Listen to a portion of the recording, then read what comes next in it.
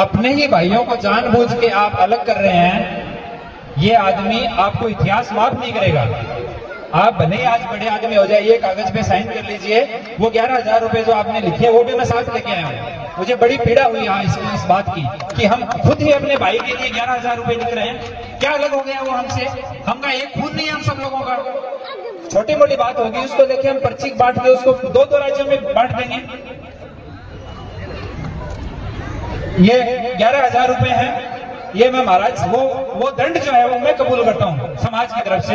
ये 11,000 रुपए मैं महाराज श्री के चरणों में रख के जा रहा हूँ। आप भी जिसको लेना हो वो आप ले लीजिएगा। नहीं, आप नहीं बोलिए, एक बात मुझे अपनी बात पूरी करने दीजिए, पहले मुझे अपनी बात पूरी करने दीजिए। मैं आपको समझाता हूँ कैसे। आप एक बार सारे चिंतन करके देखिए, सूरत शहर में टॉप 20 के कोई भी आदमी जो आपको लगता है कि ये सूरत के सबसे बड़े 20 आदमी हैं, उनमें से एक भी हमें किसी को भी हम में से डायरेक्ट जानता है?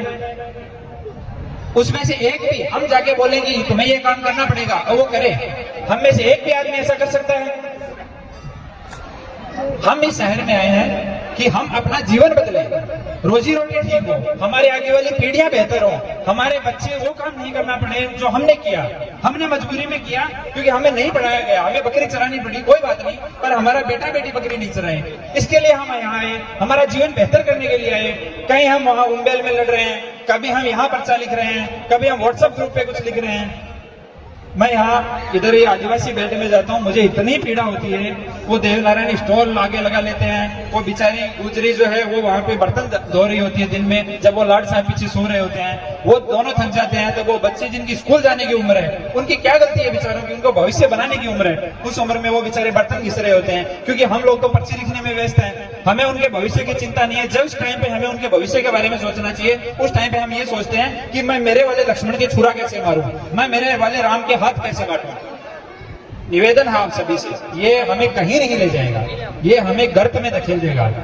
आपसे निवेदन है, ये नहीं करिए। एक हमें अच्छा स्कूल चाहिए यहाँ सूरत में, आप कहीं भी, एक दक्षिण गुजरात में एक अच्छा इंग्लिश मीडियम स्कूल हमें बनाना है। उसके लिए संकल्प लीजिए। मैं थोड़े दिन पहले वो ज्ञान जी बारडोली में रहते हैं, कुछ आप में से परिचित होंगे। वो 7 बीघा जमीन लेके देवनारायण मंदिर बनाना चाहते थे, वहाँ प्योरली देवनारायण मंदिर की। मैं देवनारायण भगवान का, महाराज जी बोले कि देवनारायण भगवान का स्थापना करनी है। उनसे हम लोगों ने रिक्वेस्ट किया, 2-4 और आदमी थे कि मंदिर हमारे बहुत हैं और मेन मंदिर तो हमारी प्रेरणा वहां से मिलती है, हमें ताती मिलती है। मेरे गाँव का भी मंदिर का झगड़ा है, वो वहीं से ताती से ले जाके कि कौन मंदिर का बोपा बनेगा, वो यहीं की ताती से सुलटा था। तो वहां से हमें प्रेरणा मिलेगी, वो हम हमेशा लाते रहेंगे, हमारी आगे वाली पीढ़ियां भी उनको पूछती रहेंगी। पर अब हमें किताब को भी हाथ में लेने की जरूरत है, उसके लिए कोई तो मार्ग दिखाए बच्चों को। एक ये काम हमें करना चाहिए। अब वो ज्ञान जी तो मान गए, बोले साहब मैं तो तैयार हुई है, जो जमीन जितना पैसा दे दिया उतना ठीक है, बाकी जो है आप समाज में से जिसको बोलिए साथ में रहे और हम स्कूल के लिए करते हैं। ये एक काम नहीं कर सकते हम माइक से बड़े होकर बोल देते हैं, एक मात्र जाती है जो अपने आगे वीर लगाती है। ये वीरों का काम हो गया हमारा। हम पर्ची लिख रहे हैं, उसको बांट रहे हैं, व्हाट्सएप ग्रुप में एक दूसरे को गालियां दे रहे हैं, ये वीरों का काम है। तो मेरे वीर भाइयों, एक बार सोचो।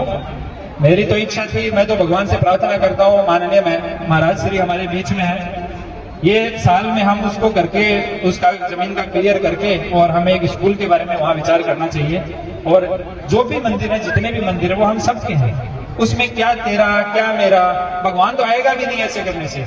हम तो गए थे, पहली बार ही गए थे भगवान देवनारायण के झोले लेके। वो हमारे गांव के 2 भाई थे बोफा, 3 महीने से लड़ रहे थे कि मैं पूजा करूंगा, मैं पूजा करूंगा। तो हम तो पहली बार गए थे, जाते ही भगवान ने बोल दिया कि भाई ये पूजा करेगा और ये आदमी जो है वो पूजा नहीं करेगा।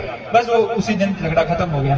तो अब ये क्या छोटी छोटी बातें हैं कि ये करना है, वो करना है, जिनका भी मैं नाम नहीं लेना चाहता। और मैं पुलिस में काम करता हूँ। आप में से जो आदमी पंचायती करने वाले हैं, उनकी सबकी कुंडली मेरे पास है। और वो मैं महाराज जी निकाली नहीं, मुझे निकालनी पड़ी, ये लोगों ने मजबूर किया। पहले तो मुझे लगता था कि सारे भोले वाले हैं, सारे अपने हैं। फिर जब माने नहीं तो पता किया एक के बारे में, तो इनकी सबकी कुंडली मेरे पास है। और मैं एक बात आपको और बताता हूँ, जितने भी आप पंच पटेल है ना, आपको जो जवान लोग हैं, जो जवान पीढ़ी है, वो आपको पसंद नहीं करती है। वो आपके सामने बोल नहीं सकती है, पर आपके इस तरह के निर्णयों को पसंद नहीं करती है। ये बात आप ध्यान रखिए। आपके पीछे वो खड़े होंगे क्योंकि उनकी सामाजिक रिश्तेदारी की, भाई बंधु की सब मजबूरी है, पर आपके निर्णयों को पसंद नहीं करती है, क्योंकि वो देखते हैं कि मैं 30 साल का हूँ, ये बगल वाला 30 साल का है, वो सीए बन गया और मैं आया इस पंचायती में लगवा हूँ। उसको पता है आज वाले को ये बात, और फिर आपकी 10 साल में घुटने जवाब देंगे, 10 में देंगे, वो ज्यादा ही कुछ बचपन में घी खाया हुआ है गुजरी का, तो वो 20 साल में देंगे, पर देंगे। और फिर बहुत बुरी आपको तब याद आएगा कि मुझे ये सब काम करना चाहिए था।